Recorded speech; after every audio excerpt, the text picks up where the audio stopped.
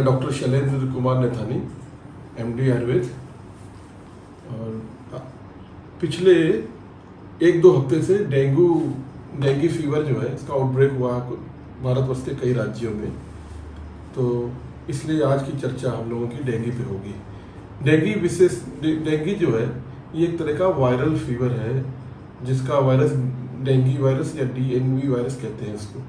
और ये एक वेक्टर, एक मच्छरों के द्वारा ट्रांसमिट होता है, जिसे टाइगर मॉस्किटो भी बोलते हैं। अब डेंगू के जो मुख्य लक्षण है, तो डेंगू फीवर को अगर हम लोग देखें तो 2 कैटेगरी में हम लोग बांट सकते हैं, एक कॉम्प्लिकेटेड डेंगू और अनकॉम्प्लिकेटेड डेंगू। कॉम्प्लिकेटेड डेंगू को हेमरेजिक डेंगू भी बोलते हैं, डेंगू शॉक सिंड्रोम भी बोलते हैं। और अनकॉम्प्लिकेटेड जो माइल्ड फीवर होता है वो अनकॉम्प्लिकेटेड जो माइल्ड डेंगू है उसमें जो क्लासिकल सिम्टम होते हैं, पूरे बॉडी में दर्द होना, पूरे बॉडी में तेज बुखार के साथ दर्द होना, खास करके पीठ में, रीढ़ की हड्डी में, आंखों के पीछे, पूरी मांसपेशियों में, और बहुत कमजोरी लगती है, तेज बुखार होता है, उल्टियाँ होती हैं, बहुत उल्टियाँ आती हैं, किसी किसी को उल्टी नहीं आती, और शरीर में तीसरे से चौथे दिन लाल लाल रैसेस निकलते हैं, लाल लाल दाने निकलते हैं। और ये बुखार 7 से 8 दिन में ठीक हो जाता है। ज़्यादातर केसेस में इनको भर्ती करने की आवश्यकता नहीं पड़ती है, ये ठीक हो जाते हैं। दूसरा प्रकार डेंगू का है कॉम्प्लिकेटेड या हेमरेजिक डेंगू। इस बुखार में ये जो सिम्टम्स होते हैं ये बहुत तेज हो जाते हैं, बहुत तेज दर्द, परसिस्टेंट फीवर रहता है जो उतरता नहीं है। डेंगू के फीवर के अगर उनके सिम्टम के बारे में बात करें तो इसमें रिलेटिव ब्रेडिकार्डिया या बुखार के अनुसार जो नाड़ी है, नाड़ी की रफ्तार में बुखार के अनुपात में बढ़ोतरी नहीं होती, कम होती है। इसको बोलते हैं रिलेटिव ब्रेडिकार्डिया, जैसे टाइफाइड फीवर में होती है, जैसे टाइफाइड के बुखार में होती है। यानी कि 102 बुखार है तो नाड़ी का जो गति होनी चाहिए वो करीब 120 होनी चाहिए 102 में, तो इसमें ऐसा नहीं होता है। इसमें नाड़ी की गति 100 रहेगी, 110 रहेगी, 120 से नीचे रहेगी। इसको रिलेटिव ब्रेडिकार्डिया कहते हैं। ये इसका एक साइलेंट फीचर होते हैं। और double saddle back type of fever इसका एक और क्लासिकल सिम्टम होता है, यानी कि बुखार दूसरे तीसरे दिन उतर जाता है और एक दिन बुखार नहीं आता, फिर नेक्स्ट डे से फिर बुखार चढ़ने लगता है। तो ये डबल सैडल बैक फीवर जो डेंगू का एक साइलेंट फीचर है। और अगर किसी को double saddle type of fever आ रहा तो समझ के चलिए कि डेंगू होता है। और दूसरा भी हेमरेजिक फीवर की बात कर रहे थे। हेमरेजिक फीवर में प्लेटलेट्स काफ़ी गिर जाती हैं, जो कि डेंगू अनकॉम्प्लिकेटेड में उतनी नहीं गिरती हैं। प्लेटलेट लगातार गिरने लगती हैं, लीकोपीनिया हो जाता है, तेज बुखार होता है, उल्टियाँ रुकती नहीं, पर्सिस्टेंट वोमिटिंग होती है, उल्टियाँ नहीं रुकती। फीवर पैरासीटामोल खाने से या एंटीपायरेटिक दवाई खाने से या कोई भी आयुर्वेदिक या एलोपैथिक जो बुखार की दवाई खाने के बाद भी बना रहता है, उतरता नहीं है।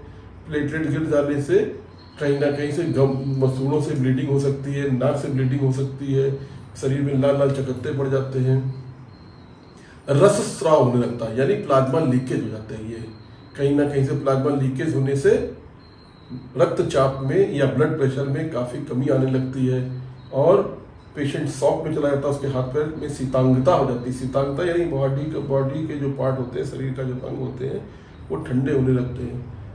इन सब केसेस में जो कॉम्प्लिकेटेड है, प्लेटलेट चढ़ाने की जरूरत पड़ती है और मरीज को एडमिट होने की या अस्पताल में भर्ती होने की आवश्यकता होती है। अब जो इसका सीरोलॉजिकल टेस्ट है वो NS1 है, IgG, एलिजा जो टेस्ट है, IgG, IgM डेंगू करा सकते हैं। और अगर ब्लड टेस्ट में कराएंगे तो उसमें ल्यूकोपीनिया मिलेगा। जब CBC काउंट कराते हैं तो उसमें क्या कहते हैं, ल्यूकोपीनिया मिलता है। इस तरह के सिम्टम मिलते हैं। बाकी ये क्लासिकल सिम्टम कन्फर्मेटरी टेस्ट इसका NS1 और ये IgG जो IgM होता है, इससे डेंगू का कन्फर्मेटरी टेस्ट था। अब इसकी ट्रीटमेंट का जो पार्ट है तो वो सबसे इम्पोर्टेंट है। सबसे पहले हम आयुर्वेदिक उपचार की बात कर रहे हैं। और कि पहली दवाई इसमें देनी चाहिए हम लोगों को एंटीवायरल मेडिसिन जरूर ऐड करनी चाहिए। और अभी जो शोध हुए हैं उसमें ये सिद्ध हो गया है कि पपीता या एरंट करकटी, इसकी पत्तियों में कुछ ऐसे एल्कोलाइड होते हैं जो वायरस के संयोजन को, जो वायरस असेंबली को ब्लॉक कर देते हैं, और इसका रिजल्ट डेंगू फीवर के ऊपर काफ़ी अच्छा है। कालमेघ है, परपट है, पटोल है, ये सब भी अच्छे एंटीवायरल हैं, जो कि शोध के द्वारा ये प्रमाणित हो चुका है कि इसके अंदर के एल्कोलाइड इस वायरस के रेप्लिकेशन को, डेंगू वायरस के रेप्लिकेशन को रोकते हैं। तो पेशेंट को कि वायरस का रेप्लिकेशन रोकने से वायरल लोड नहीं बढ़ेगा, तो पेशेंट को कॉम्प्लिकेटेड फीवर में जाने के चांसेस 70-80% हो जाते हैं। तो सबसे पहले एंटीवायरल मेडिसिन ऐड करनी चाहिए। शरीर में दर्द वगैरह के लिए, बुखार के लिए हमें एंटीपायरेटिक या ज्वर शामक औषधियाँ जैसे सुदर्शन घनवटी हो गई है और गोदंती भस्म है, इन सब का डॉक्टर से की परामर्श के अनुसार सेवन करना चाहिए। और रसायन औषधियों का या इम्यूनो बूस्टर औषधियाँ जो कई रेडीमेड आती हैं, जिसमें पिपली पड़ी हो, जिसमें अश्वगंधा पड़ा हो, तुलसी पड़ा हो, गिलोय हो, ये दवाइयों का सेवन करना चाहिए। और आयुर्वेद में एक सडन पानी का व्यवस्था है नवज्वर के लिए। ये डेंगू जब शरद ऋतु में होता है, जो शरद ऋतु भी आने वाली है 3-4 दिन के बाद, उसमें ये ज़्यादा कॉम्प्लिकेटेड हो जाता है, क्योंकि शरद ऋतु में पित्त बढ़ता है और डेंगू भी एक पित्त प्रधान ज्वर होने की वजह से इसमें हेमरेज के चांसेस ज़्यादा हो जाते हैं।